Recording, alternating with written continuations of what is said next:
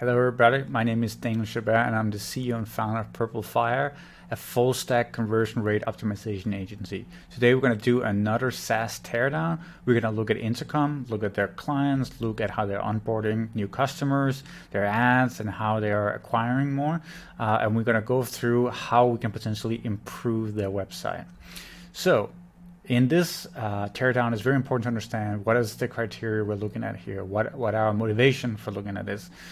So for this specific teardown, we're looking at customer acquisition and how we can improve the customer acquisition and also make sure that these leads turn into real paying clients. Like, this is a much neglected data point that a lot of SaaS businesses are failing at. They're just looking at how many leads they're getting, but how many of these are actually turning into customers.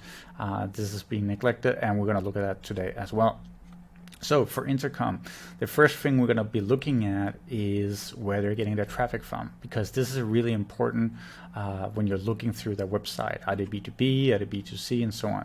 So we're definitely looking at a B2B setup here, since all the businesses using Intercom are all B2B.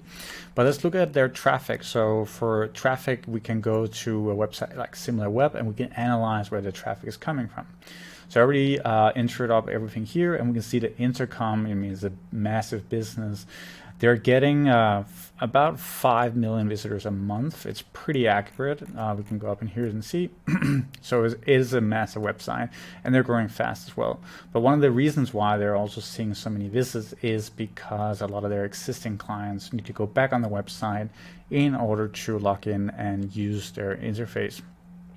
So let's go back into customer acquisition. We can see that 81% are direct. So these would be past customers, and it will also be new customers that know exactly what they want, so they just enter the website directly.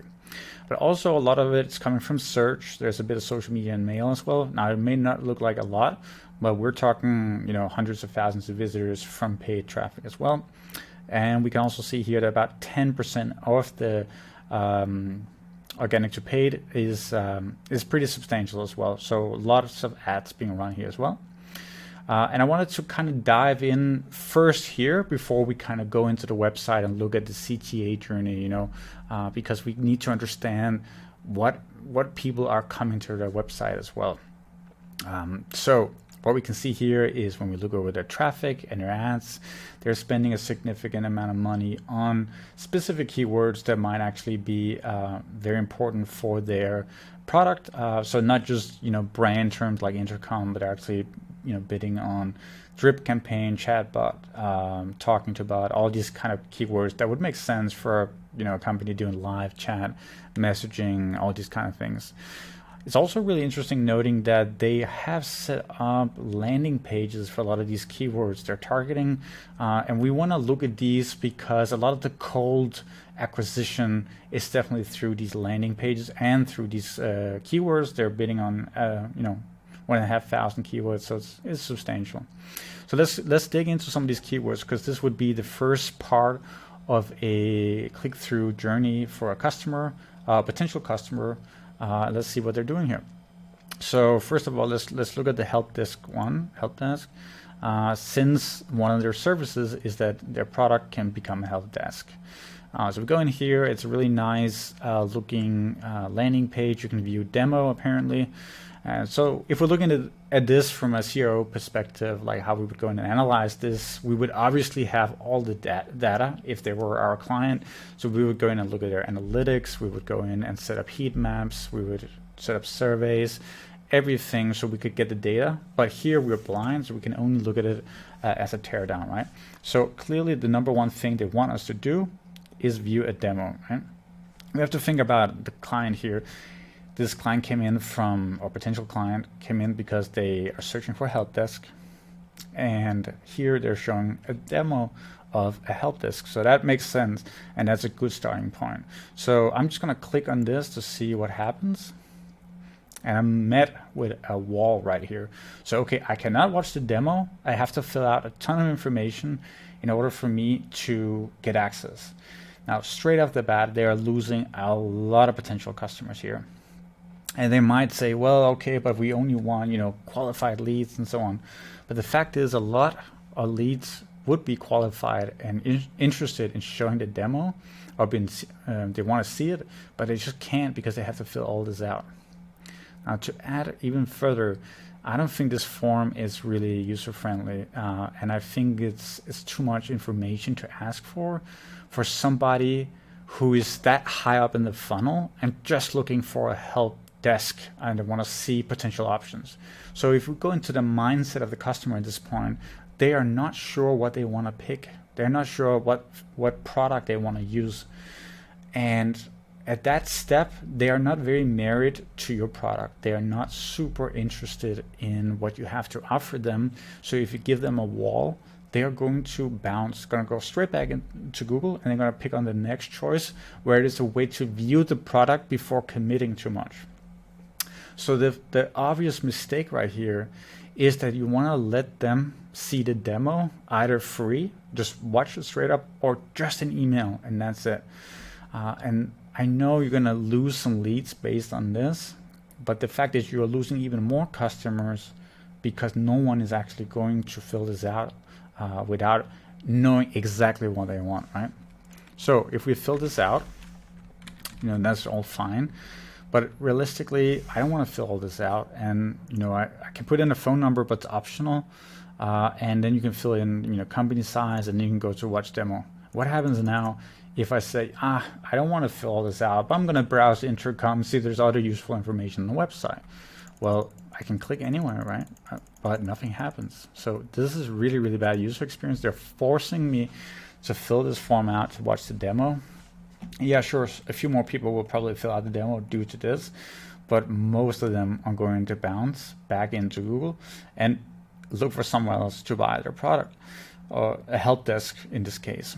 So this is really bad. There's no way I can get out of this again. And on mobile, you can be sure that people are bouncing even on a higher level. And most companies are looking on mobile at this stage when they're just browsing and looking for information, right?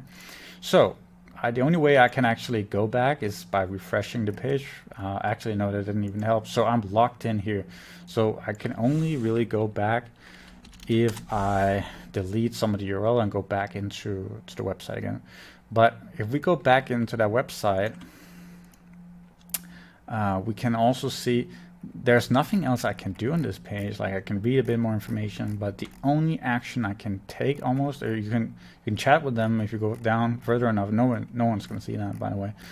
Otherwise, you can't do anything, right? So this is really, really bad, and you're losing a lot of clients on this. And it's the same story no matter what we go to almost. There's a few that's a little bit better, but most of them are the same. Let's open a few more. So an email automation here, we also locked in with a demo. And so if I could watch this demo, that would be the first step in me actually considering the product, right?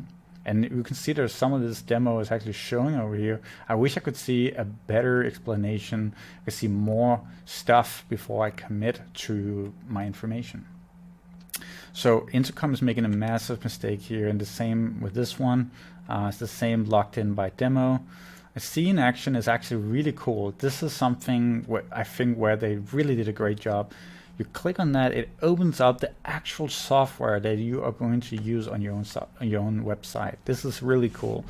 And this one has to do with live chat. So in this case, I would actually open up messages. I would set up something so to open up messages, and it actually shows a live chat conversation. They could call it like a demo conversation, and it show how the operator is talking to our client. That would be really cool, and they're not doing that. So I think some customers might get stuck here and say, this doesn't really look like a live chat. Why is it showing me like, FAQ and stuff like that? So go to messages straight up and start a conversation that's like a demo. And once that's done, you could even open up a second conversation with an actual customer service rep or someone else, and it could be automated. And if they reply, then a service rep actually joins the conversation, and that way you actually got a live conversation with a customer. So if they could do this on more landing pages, they're definitely going to increase their lead intake, but also These leads are going to turn into customers, which is the metric you should really be looking at, because that's money on the bottom line. All right. So we have established that a lot of their cold traffic comes in through landing pages. A lot of these landing pages kind of suck. But we can also take a look at their front page, because obviously a lot of people are also going to view their website based on just entering in the URL and going straight there. So first of all, we always look at it, when we do conversion rate optimization, we do a teardown and we go through all pages and we say, what is the number one CTA? What is the number one call to action that you should be taking on any page? And here it's very clear that it's get started. View demo is also something you can do, but it seems to be less important since it's not colored. Be there where and when your customers need you the most. That kind of makes sense, since a lot of their products are help related. So I think the text is decent. People has been shown to increase our attention. So showing faces actually is something that helps people to visualize that this is a real product. This is something that keeps people on the page. So I actually really like how it's like this could be customer side, and then this could be the somebody who works at Intercom or your business. So the analogy of two sides and talking to customers and being there, all of this kind of makes sense, and I think it's a really great header for a front page.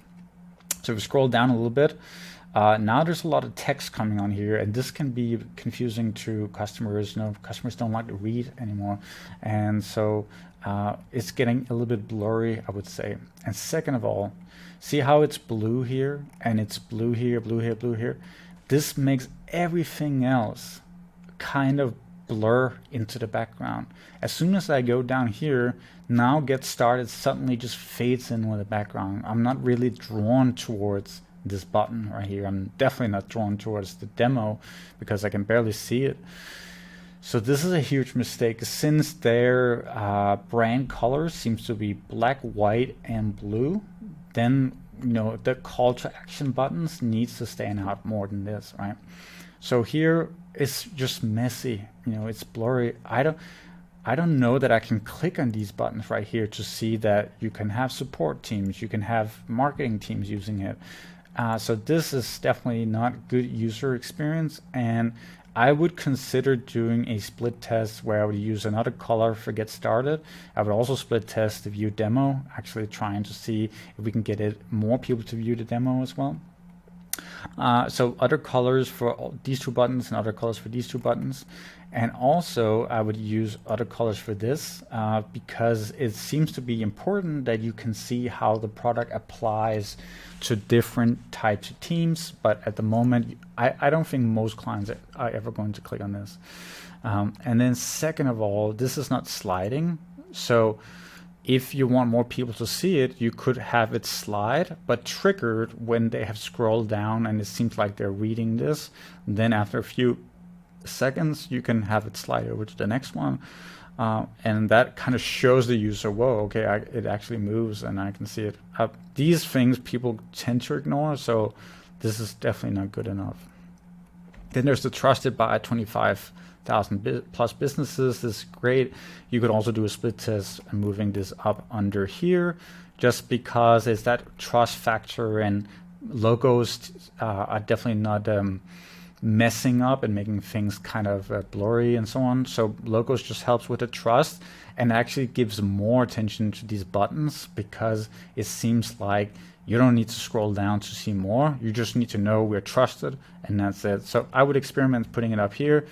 And then this one, I would consider split testing if I could take it away. I don't know how important it is, but I don't think a lot of people are going to click on it because it doesn't look like something that's very clickable, even though there's a little arrow in the end. You know what I mean?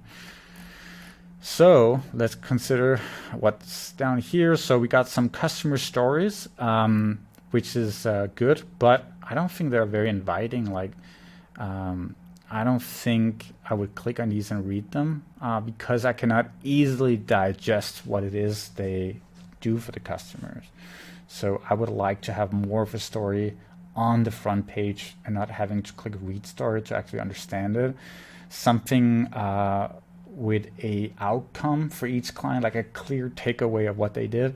I know they have a statement here, but I think numbers really tell a good story here. So I think I would kind of try to quantify it a bit more and put in some numbers. And I think that would help a lot. And again, this button is, no one's going to click it when it looks like that. So I would try to give it more call to action, because at this point when they're down here, this button is an important thing for Intercom. They want you to click here and see more stories and customer stories. The footer is kind of like, ugly, so not a lot of people are ever going to make it down here. And then if we apply heat mapping or a scrolling tool, we will be able to see that only like 5% ever make it down here. But if they do, it is pretty messy. There's so many links, it's hard to actually know where to go. But I'm assuming this is for SEO, so they want to make sure that all their pages are kind of linked up. So let's go back up again, because we kind of want to see what else we can do if we actually go through the CTA journey here. So let's click Get Started, which is the most important action. So let's try to, I'll just put a test email here to try it out. So apparently this is pretty easy, and there's not a lot of blockers here. So I like that. I like that there's a review. I like that there's a few companies here. I think you could add a few more businesses that are not Amazon, Facebook, and Microsoft. I just think it makes it more relatable, because most businesses are not Amazon and Facebook. And if you are an e-commerce business or you're not like an enterprise business, this means nothing to me, because it just means that massive companies are using it, but is it really relevant to me, right? So I like that you can hover over these and then kind of expands. You can see what it is. So that's pretty cool. Let's try to see what happens if we click next. So when we click next, you go to the pricing, which is interesting. So I don't know if they actually collected my email. I don't know if it's a bug that I'm here. So that's also very confusing. Okay, now something pops up on the right with an operator. This is not very personal to me. It seems like a robot. It's just emailing me, and it's not really a good showcase of Intercom, because everyone can do that. There are tons of apps doing it. So I think this could be done way better. Like, get me somebody with a face, let me show that I'm talking to somebody real here. This is definitely not a good experience, and it's just all over the place. There's a button here, here, here, here, here. Like, this could be way better. So again, I would try to make it much more personal. And I know that some websites that actually use Intercom, they personalize it way more than operator. I mean, I don't want to talk to operator. So this is really, really bad. And even for enterprises, I mean, they would like to talk to a human as well. And why are they talking to somebody called operator that's apparently online right now? That this is just really bad experiences. So anyway, I submitted my email. I don't know if it went through. I'm just forwarded to a page that shows different products they have. Choose a solution to get started. But I just think it's weird that I had to put my email in and then it doesn't say success, or it doesn't say like now we're in step 2. You already finished step 1. So show me something that I'm on the right track, and maybe even show me how many steps I have left to finish my onboarding. Because right now it just feels kind of messy, right? But all right, let's try to get this. So get a demo. So now we are being sent a message in order to get a demo. So I can actually not be onboarded with this product, with Intercom, without talking to operator. This is really strange, to be honest. But okay, let's just play along, even though I don't like the experience. I'm new to Intercom. Let's see here. So, I mean, is this really how they want to show their brand? That, as being onboarded, I need to talk to a robot? We just need a few more pieces of information first, and then we'll get you to the right person first. What is your company name and size, number of employees? So they are trying to gather data to their CRM system so they can automate and lead score and set up everything. And that makes sense. That's like SaaS 101. But in this case, and what we've seen as well, in Purple Fire, is that the more you gate the information, the less likely people are to actually pick your product. Let's say that I'm a small business owner. I don't have a lot of time, and have to go through all this stuff just to try out the product. I'm just not gonna want to spend so much time on something that I don't even know is good. So this is way too complicated, and when I want something, first of all, I want to see the demo without having to do anything. I just want to, like, the demo is the sales pitch. Don't gate your demo. We want the demo to be a video where we can see exactly how it is to use the product. And after that, I'm probably going to be hooked. And then I might be okay with saying, okay, to get access to the software as a free trial, then I'll add in my email, I'll put in my company name, maybe not my phone number even at that stage, because when you put in your phone number, you're marrying somebody. You don't know if you can ever get out of that contract again. But emailing is so much more passive, and I can always unsubscribe, or I can put it in the spam folder if I'm not happy. So don't put the phone number up front. It's just way too much. So let's try to put this to a test here. So test company. Let's see what happens. All right, so I need to pick my employees right now. Let's do that. What is your name and your best email to reach you? So again, this is so slow. Why do I have to do it one at a time? This could be a much better experience. But yeah, really, this could be so much better. And we're talking to a bot. We got that confirmed right now. I mean, it's pretty obvious, but see, now they're asking me for a mail, which they already have, because when we sign up before, we entered our email, but they don't have a connection within this operator sidebar thing here. They don't have that. So now I have to put it again. This is terrible again. So double up on putting my email in, right? So that's not really good. So somebody from our team will reach you shortly. Again, so how long do I have to wait? This is probably a time where there's a lot of visitors that will bounce. And yeah, they have my information so they can reach out to me and all this stuff. But this is not a good experience. And now we can see we're going to be contacted by Annie here, which has a profile picture that's so small that I cannot even see who I'm talking to, right? Like, that's UX. That's a big UX problem right now. Like, that should be bigger, because if you want to leverage the fact that you're talking to an individual, don't make the photo so small that I cannot even see who I'm talking to.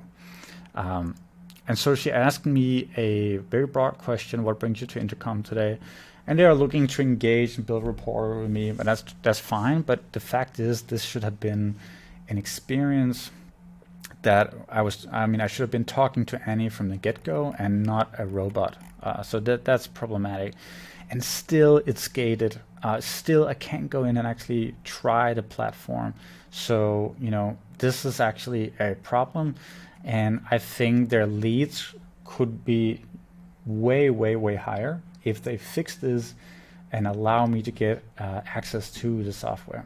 So to sum up, really, the experience of onboarding on Intercom is pretty bad. The CTA journey could be improved so much more.